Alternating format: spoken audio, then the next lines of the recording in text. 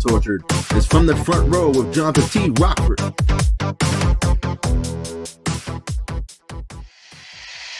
Yeah, it had to be crazy. Like, who goes to somebody named Dr. Zoidberg? I mean, that just sounds ridiculous. I mean, hell, you might as well go to Dr. Shelby or something, you know, or Dr. Frankenweenie or some idiot like that. I mean, God, why not go tell Emperor 2K Anomaly your problems? Fuck. I don't know. What's up, WPA? It's me, Johnathan T. Rokford, here with another edition of From the Front Row. And what a night we had here in WPA, as all of our performers were in action and they fought hard.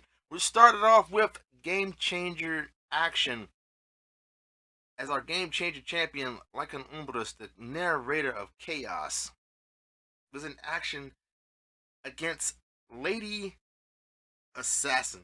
And not just any kind of match, folks, but a Shanghai Showdown. Now they took the action to the Panda Express, and there was a buffet of action.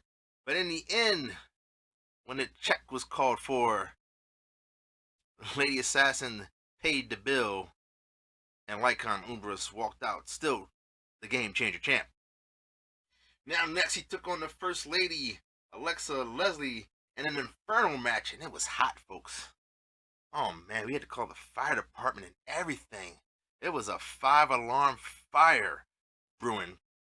But once everything got under control, Lycon Umbras stood victorious once again.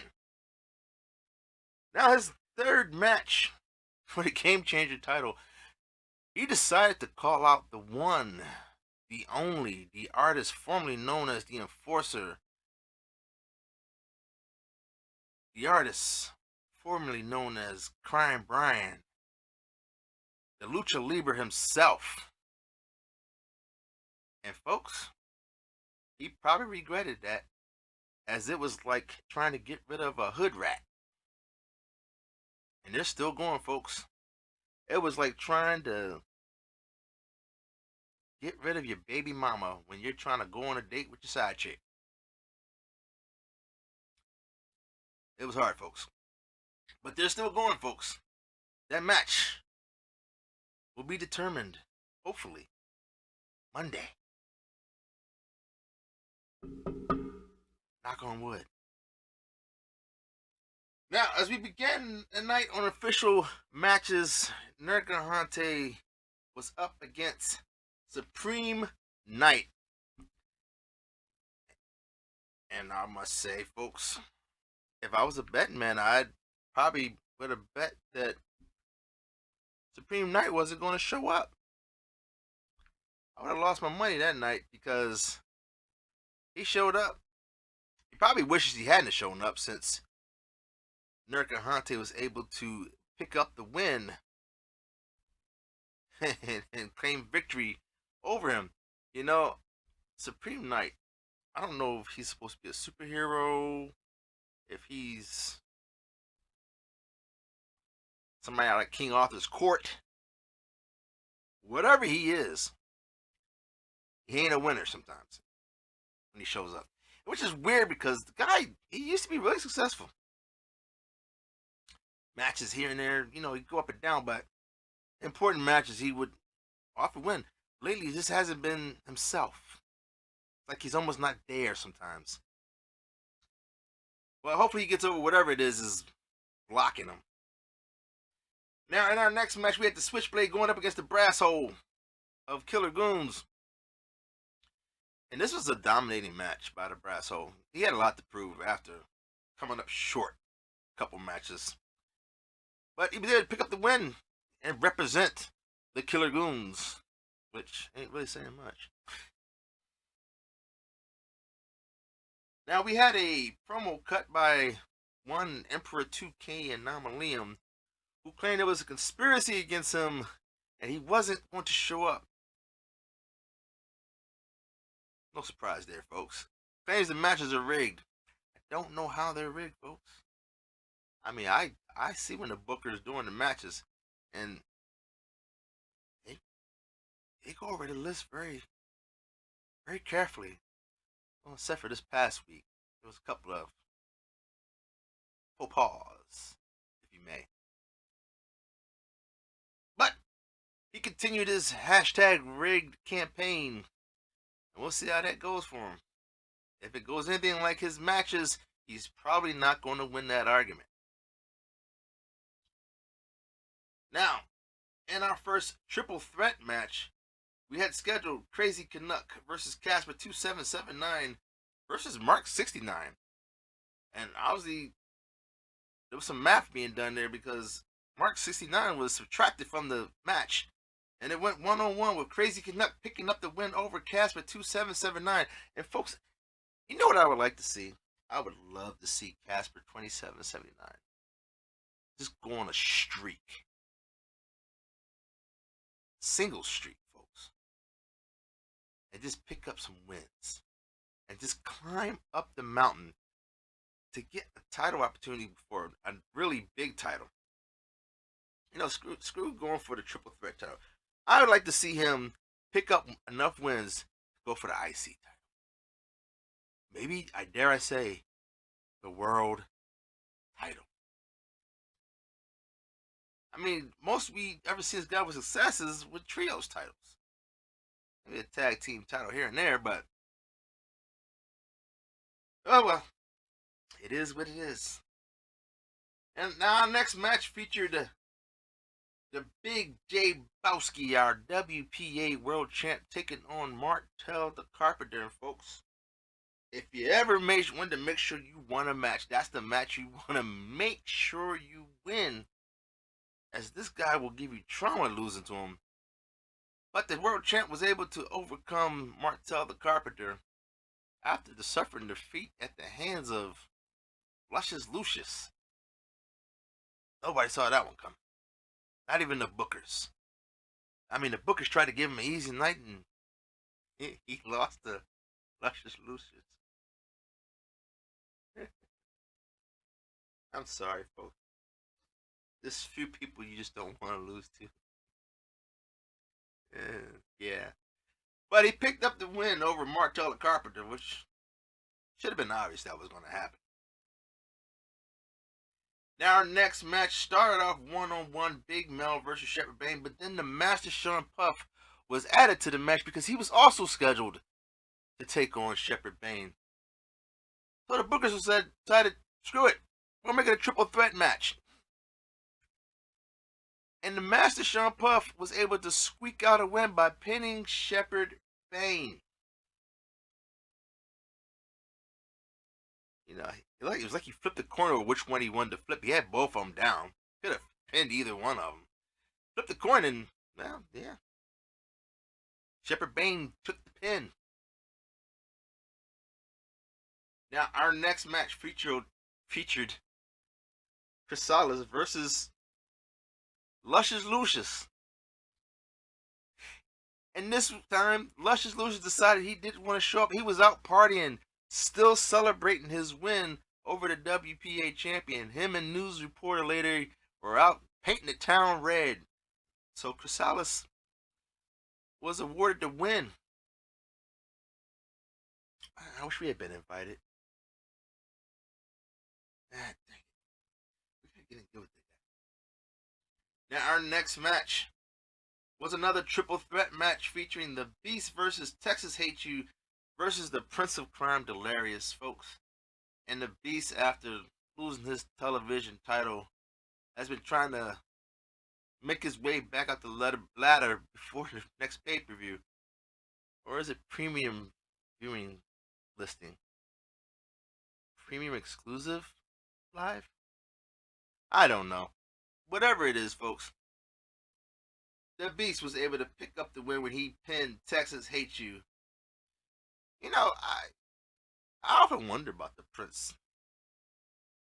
I mean, you had that triple threat title, and you successfully defended that some bitch. to the point where it was taken off of you because you earned your championship match for the IC title, and then you just went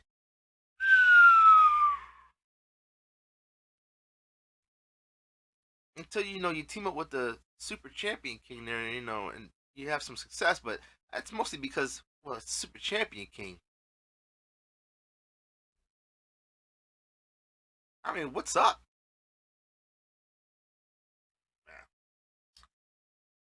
Whatever it is, you better get it fixed, bro. Now, our next match, the Lucha Libre. Thank God his opponent didn't show up, since he was tied up with like an Umbras as the Goonfather. Another no-show. But the Lucha Libre decided he wanted to wait. He would be fair about it. He would wait. He gave him 10 seconds to get to the ring. And he didn't show up. So, once again, folks,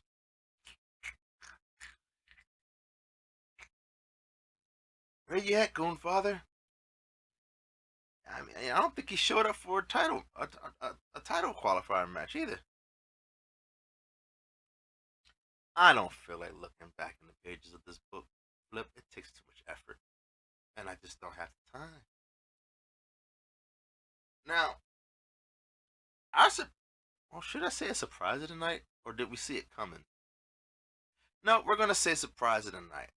In our match of Jermaine Walker versus the Queen Starling J, our Intercontinental Champion, Philip's favorite person. And no, not Phil, the groundhog. Our Philip. Just so you know, Queen. Our Philip. Not the big J Bowski. Two totally different Phils.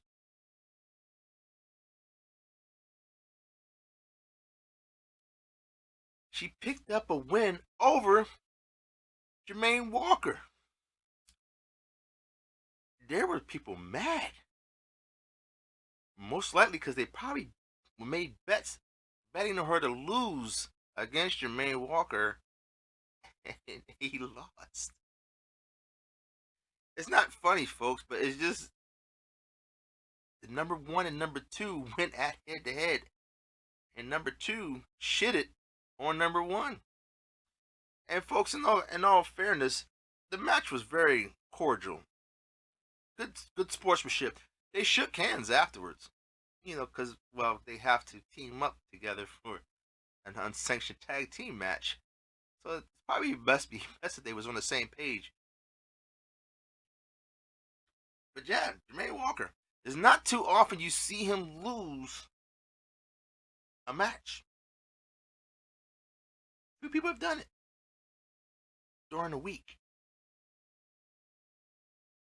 We could add Queen Starling J to that.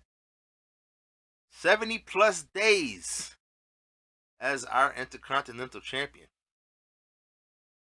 See if that streak keeps going on, folks. Now, in our next match, we had the Darkstalker versus Lycan Umbras, who took a break away from his Game Changer match, and he didn't. He conked out. He was so close to beating the Darkstalker, and this is the part that the Queen Starling J might want to watch out for. Darkstalker, who's been going this way lately, seems to be on an upward trajectory, which makes him very dangerous. And she will be defending her title against him soon. If she doesn't watch it, she could lose. But I will say, beating Jermaine Walker, who also lost to the Darkstalker,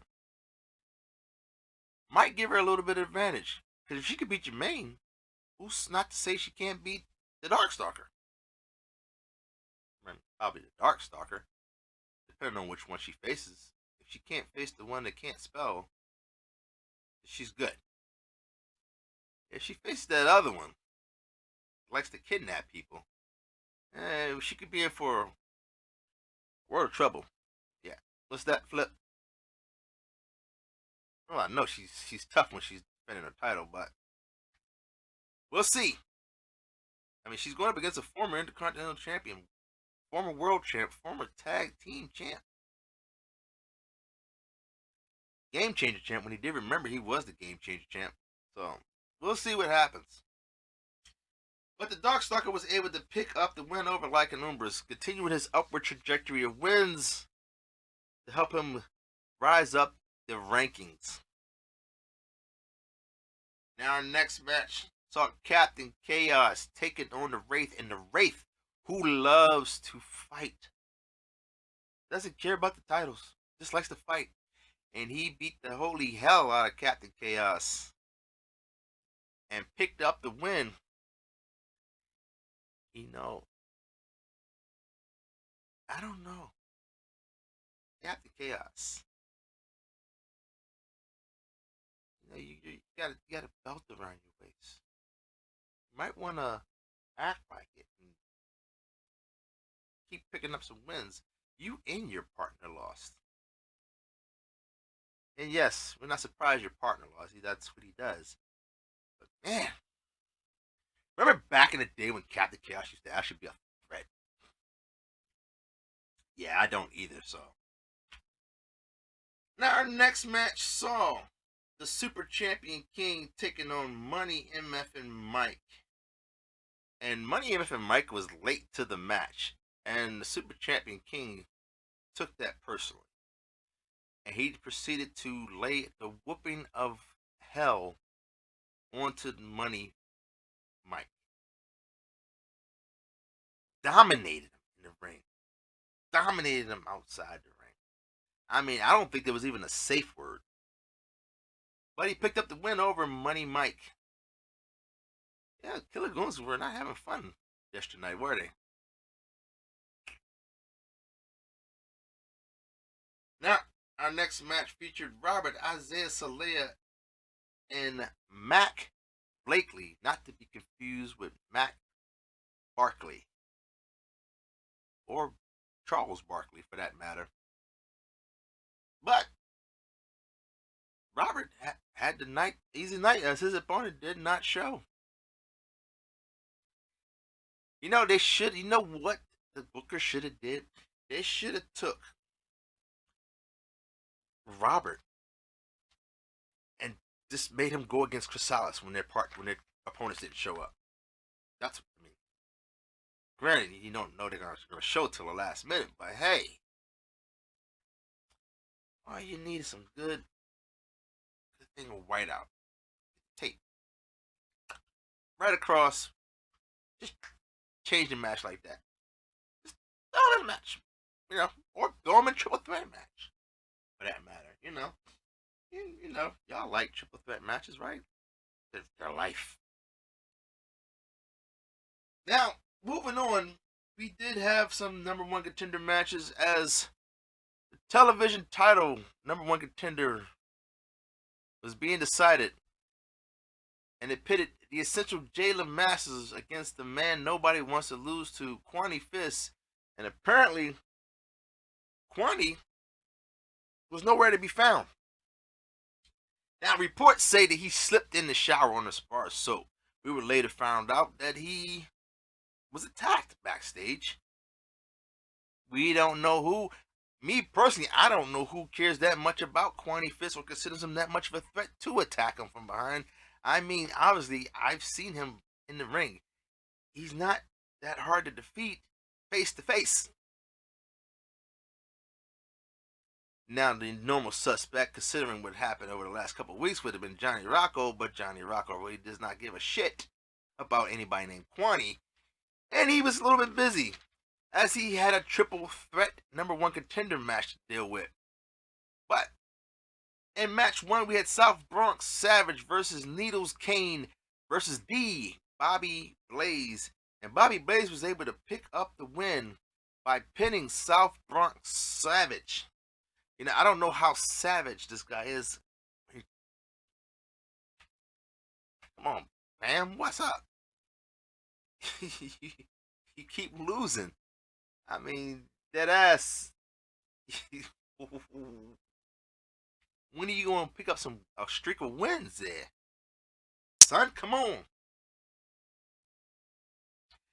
But Bobby Blaze will be moving on to face the champion of the triple threat. Now, in our second match, it was Johnny Rocco versus Gigi and the Messiah. And in the weirdest thing, Johnny Rocco hit the Charm City Driver on Gigi and pinned him. And, we're cool. Like, all right, the match's over. Well, the Messiah seemed to be talking trash, so Johnny Rocco decided to hit him with the Annihilator and told the ref to count.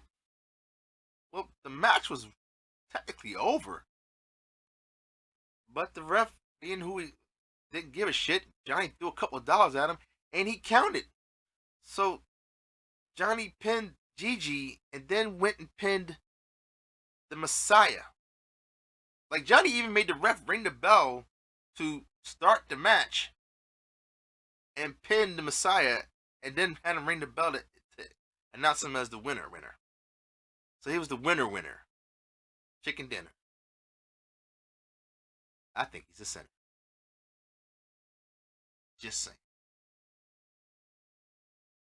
Speaking of Triple Threat Championship, our champion Shona the Ronin Campbell was in action taking on the First Lady Alexa Leslie and Hikaru Hartwell. I wonder if it's Hikaru or Hikaru. No, Hikaru. Hartwell sounds like, but the Hartwell doesn't sound right when you say Hikaru. Hikaru. Yeah, Hikaru. Nah, we'll call him Hikaru. And she successfully defended her Triple Threat Championship by pinning Hikaru Hartwell. So, unfortunately for her, she has the undaunted task of taking on Johnny Rocco and Bobby Blaze in a triple threat match for her title. Plus, she's the #1 contender.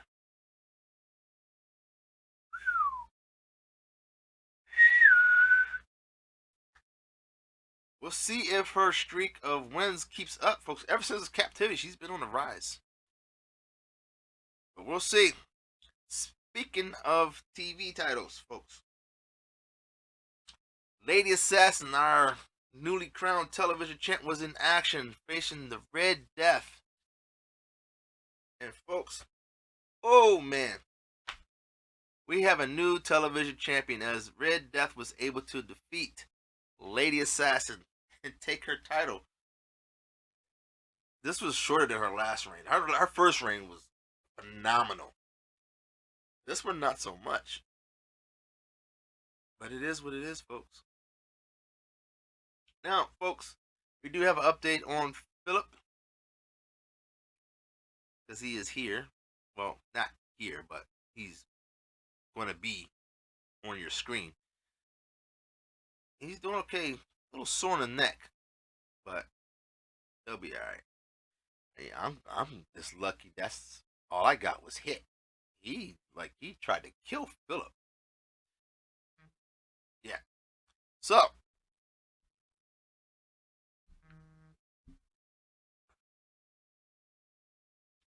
that's all we got, folks. It was a long week, but a short week. It was full of winners and full of even more losers. Most of them names starting with L. But we'll be heading on to an unsanctioned event. Folks, it's gonna get nasty. I'll be reporting on it.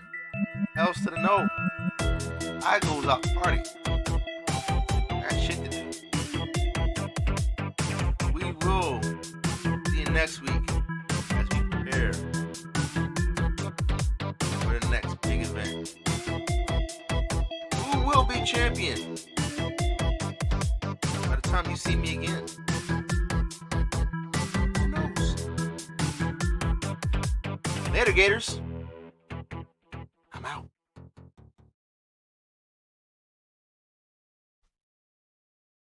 Yeah. Cut. Is it off? Okay. So, like I said, I don't know why anybody would go to see somebody named Zoidberg. It's ridiculous. Yeah. Mm. Oh, really? Where'd you see him at?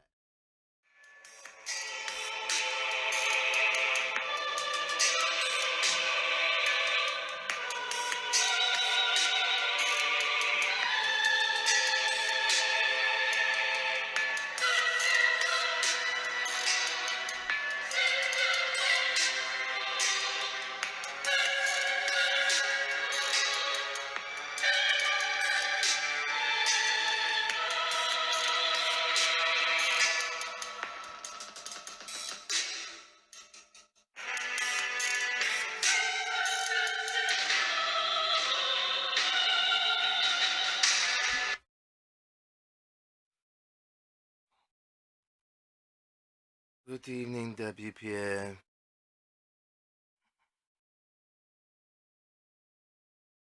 For those who have not met me, my name is Philip Alexander Kennedy IV, and I sit here a scarred man, but not humble. Because at the end of the day, that foul malcontent Johnny Rocco had no business putting his hands on me, and he will not stop me from saying what I want. But I am also man enough to say, yes, he got me. I did not think he would get me, nor will he find my spot, but the snitch. And you know who you are. Seem to be content to divulge my location. But we will not meander around about that and dwell on that incident.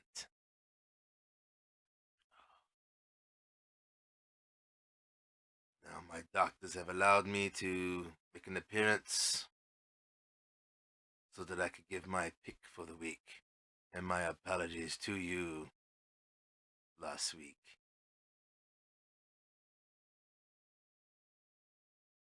But this week, my pick is none other than the Queen Styling J.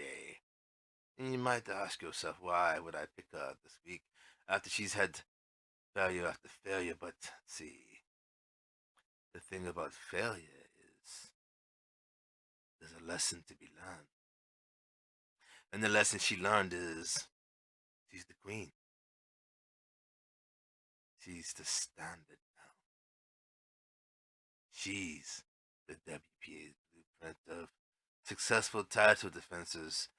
She's the standard bearer of overcoming an odds and meeting a great challenge. And this week, her challenge was, even I would say, of a high quality opponent. Very classy, too, very well dressed. Jermaine Walker, the self-proclaimed god, former WPA world champ, former IC champ, former tag team champ, former game changer champion. To date, the longest reigning WPA champion. And she was able, through her technical skills and ring awareness, to pick up a win over Jermaine Walker. She also has the smart and brains to know to team with said Jermaine Walker, to go for titles in the unsanctioned event this weekend. And I have no doubt they should beat the ragtag team of the Darkstalk and Bobby Blaze.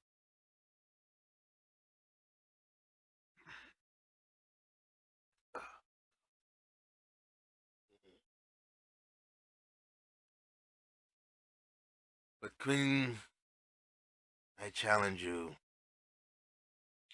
Your title defense is coming up. You've held on to this title for 70 plus days. 4 successful title defenses. I challenge you to make it 5.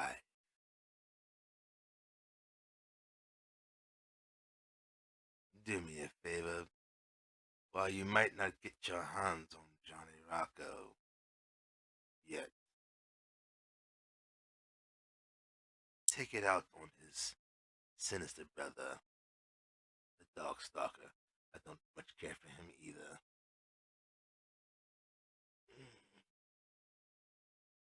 But that would be my pick for the week. In 2 days, I will be posting my top 10 for February. And it will be posted here on WPA's page. And it will not be a video, as I need to rest my voice for next week's events. And some people may be mad, some people may be happy. I don't really care. I'm Philip Alexander Carrington IV.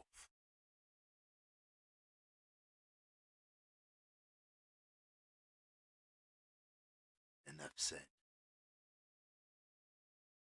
Until the next time, WPA, I bid you a good day.